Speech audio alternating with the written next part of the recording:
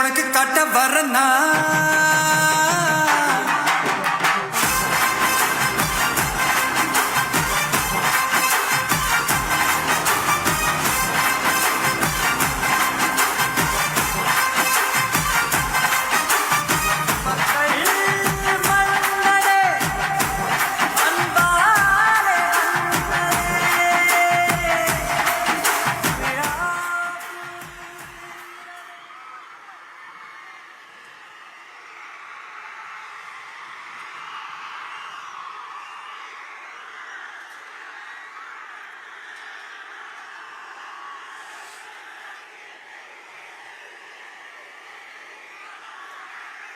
என் நெஞ்சில் குடியிருக்கும்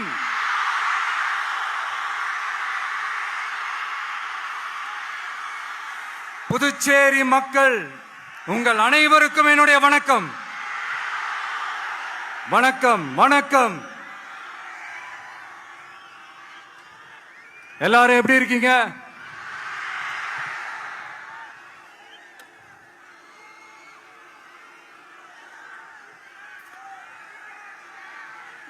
இந்த ஒன்றிய அரசுக்கு தான்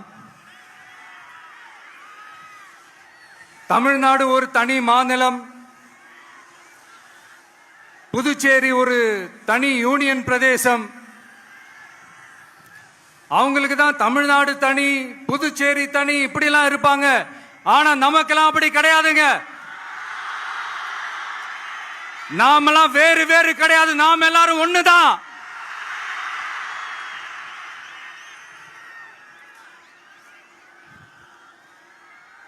தமிழ்நாடும் புதுச்சேரியும் தனித்தனியாக இருந்தாலும் நாம் எல்லாரும் ஒண்ணுதான். நாம் எல்லாரும் சொந்தம் தான்.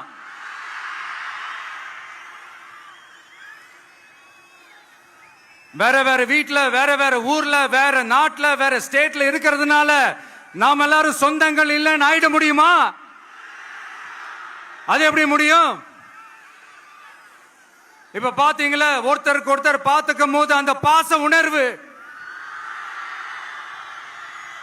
அதுதாங்க, அது மட்டும்தான். அது இருந்துட்டாலே போதும், வேற எதுவுமே தேவையில்லை.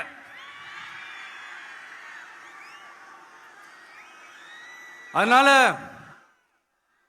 தமிழ்நாடு, புதுச்சேரி, கேரளா, கர்நாடகா, ஆந்திரா மட்டும் இல்ல, உலகத்துல எந்த மூலையில நம்ம வகைரா இருந்தாலும் அவங்க எல்லாருமே நம்மளோட உயிர் தான். அவங்க எல்லாருமே நம்மளோட உறவு தான்.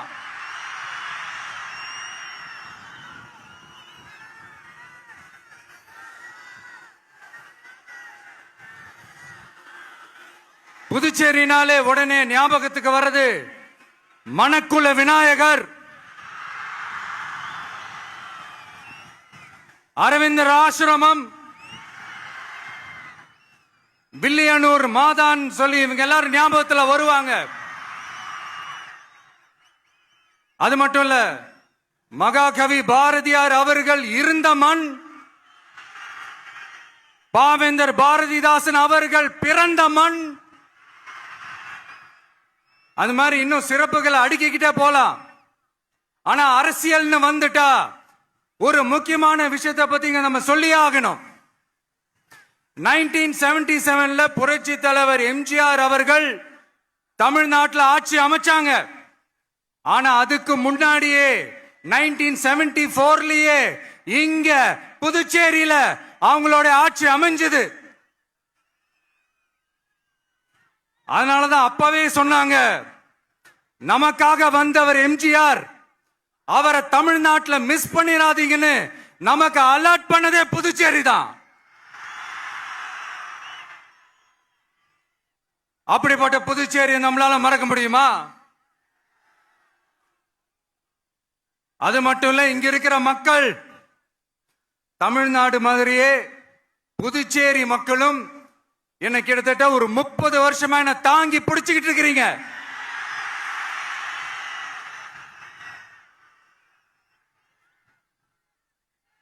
அதனால இந்த விஜய் தமிழ்நாட்டுக்கு மட்டும்தான் குரல் கொடுப்பான்னு நினைக்காதீங்க.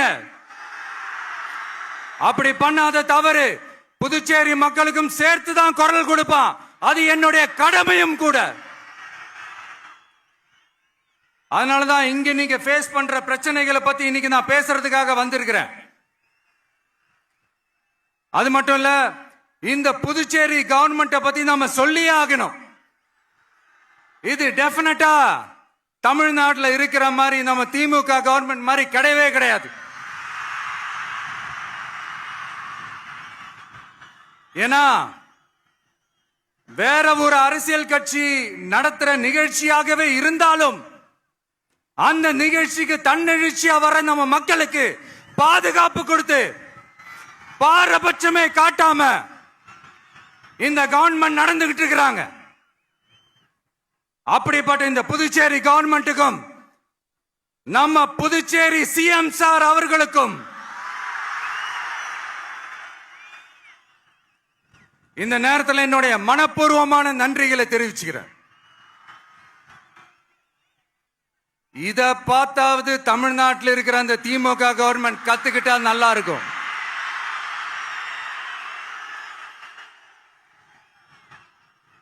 ஆனா அவங்க கத்துக்க மாட்டாங்க. பரவாயில்ல, வரப்போற எலெக்ஷன்ல 100% கத்துக்குவாங்க.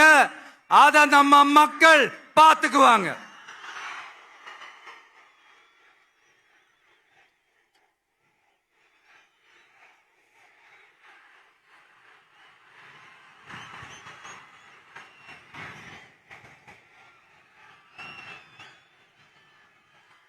புதுச்சேரியில் இருக்கிற கவர்மெண்டோட கூட்டணி ஆட்சியில் இருந்தாலும் புதுச்சேரிய ஒன்றிய அரசு எதிலையுமே கண்டுக்கல என்றது புதுச்சேரி மக்களான உங்களுக்கு நல்லாவே தெரியும். மாநில அந்தஸ்து கோரிக்கையை மட்டுமா கண்டுக்கல, இங்க வளர்ச்சி ஏற்படவும் துணை நிக்கவே இல்லைன்னு கேள்விப்படுறோம். இந்த புதுச்சேரிக்கு இன்னும் மாநில அந்தஸ்து கொடுக்கல. மாநில அந்தஸ்து வேணும்னு கேட்டு பல முறை சட்டசபையில தீர்மானம் போட்டு ஒன்றிய அரசுக்கு அனுப்பி வச்சுக்கிட்டே இருக்கிறாங்க. இந்த வருஷம் கூட மார்ச் மாசம் 27 2025 அன்னைக்கு ஒரு தீர்மானம் போட்டாங்க. அது மாநில அந்தஸ்து வேணும்னு கேட்டு ஒன்றிய அரசுக்கு அனுப்புற 16வது தீர்மானம். புதுச்சேரி காரைக்கால் பகுதிகளில் மூடப்பட்ட 5 மில்கள், பல்வேறு தொழிற்சாலைகளை மீண்டும் திறக்கிறதுக்கு இதுவரைக்கும் ஒரு துரும்ப கூட கிள்ளி போடல. பல்லாயிரக்கணக்கான இளைஞர்களோட வேலை வாய்ப்புக்காக எதையுமே செய்யல. இங்க ஒரு ஐடி கம்பெனி உருவாகணும்ன்ற எண்ணமே இல்ல. அத பத்தி யார் பேசினாலும் அது அவங்க காதல விழவே விழல. இங்க ஒரு அமைச்சரை ஊழல் குற்றச்சாட்டுல பதவி விட்டு நீக்கப்பட்டு அந்த இடத்துக்கு இன்னொருத்தரை நியமிச்சு 200 நாள் ஆச்சு. இன்னும் அவருக்கு ஒரு இலாக்காவே தரல. இந்த செயல் சிறுபான்மை மக்களை அவமானப்படுத்துறதுன்னு அந்த மக்களே சொல்றாங்க. புதுச்சேரியோட முக்கிய அங்கமாக இருக்கிற காரைக்கால், மாகே, ஏனாம் பகுதிகளில் எல்லாம் முன்னேற்றமே இல்லைன்னு அந்த பகுதி மக்கள் சொல்லிக்கிட்டே இருக்கிறாங்க. குறிப்பா காவிரியோட கடைமடை பகுதியான காரைக்காலை மொத்தமா கைவிட்ட மாதிரி தான் இருக்குது. இது எல்லாமே முன்னேற்றம் அடையணும். டூரிஸ்ட் பிளேஸ் ஆன புதுச்சேரியில போதுமான அளவு பார்க்கிங் வசதி இல்ல, போதுமான அளவு கழிப்பறை வசதி இல்ல. இதெல்லாமே மேம்படுத்தணும். புதுச்சேரி கடலூர் மார்க்கமான ரயில் திட்டம் வேணும்ங்கிறது நீண்ட கால கோரிக்கை. புதுச்சேரி மக்களுக்கு ஒன்னே ஒண்ணுதான் சொல்லணும், இந்த திமுகவை நம்பாதீங்க. அவங்களுக்கு உங்களை நம்ப வச்சு ஏமாத்துறது தான் அவங்க வேலையே. நான் சொன்ன பல கோரிக்கைகளை எல்லாம் தீர்த்து வைக்கிறதுக்கு நம்ம புதுச்சேரி கவர்மெண்ட்டுக்கும் அதோட மக்கள் திட்டங்களுக்கும் ரொம்ப அக்கறையா உண்மையா துணை நிக்கணும். தமிழ்நாட்டை ஒதுக்குற மாதிரி புதுச்சேரியும் ஒதுக்க கூடாதுன்னு நாங்க கேட்டுக்கிறோம். கிட்டத்தட்ட 20 லட்சம் பேர் வாழ்ற யூனியன் பிரதேசமான புதுச்சேரி மத்திய நிதி குழுவில் இடம்பெறவில்லை. அதனால் மாநிலங்களுக்கான நிதி பகிர்தல் அடிப்படையிலும் யூனியன் பிரதேசங்களுக்கான நிதி பகிர்தல் அடிப்படையிலும் புதுச்சேரிக்கு நிதி ஒதுக்கப்படுவதில்லை. அதனால ஒவ்வொரு ஆண்டும் புதுச்சேரிக்கு தோராயமாகவே மத்திய அரசு நிதியை விடுவிக்கிறது. அந்த நிதியும் அரசு ஊழியர்களின் சம்பளம், ஓய்வூதிய தொகை உள்ளிட்ட திட்ட செலவுகளுக்கே சென்று விடுவதால் மீத தேவைக்கு வெளிச்சந்தையிலும் கடன் பத்திரங்களை கடன் வாங்குகிறது புதுச்சேரி. இந்த நிலைமை மாறணும்னா ஒரே வழி, மாநில அந்தஸ்து நம்ம புதுச்சேரி மக்களோட பல்லாண்டு கால கோரிக்கை. புதுச்சேரிக்கு போதுமான நிதி வரத்து இல்லாததுனால வெளியே கடன் வாங்க வேண்டியதா இருக்கு. புதுச்சேரியோட கடனை குறைச்சு தற்சார்பு பொருளாதாரத்தை வளர்த்தெடுக்க திட்டங்கள் வகுக்கப்பட வேண்டும். மாநில அந்தஸ்து வாங்கினா மட்டும் போதாது இல்லையா, தொழில் வளர்ச்சியும் தேவையாச்சே. புதுச்சேரி தென்னிந்தியாவின் முன்னணி இண்டஸ்ட்ரியல் ஹப்பாக மாற்ற எல்லா முயற்சிகளும் எடுக்க வேண்டும்.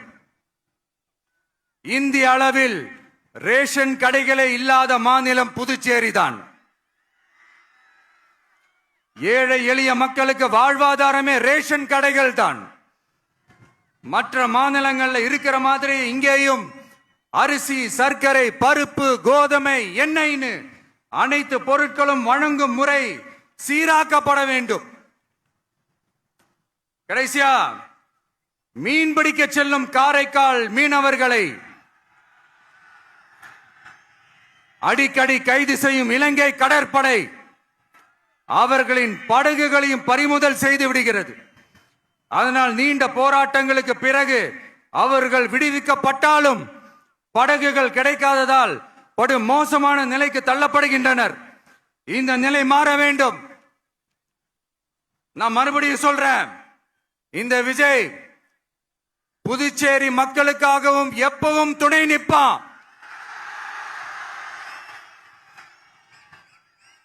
வரப்போற புதுச்சேரி தேர்தல் களத்துல நம்மளுடைய தமிழக வெற்றி கழகத்தின் கொடி பட்டொளி வீசி பறக்கும். கான்பிடென்டா இருங்க, நல்லதே நடக்கும். வெற்றி நிச்சயம். மீண்டும் சந்திக்கும் வரை நன்றி, வணக்கம்.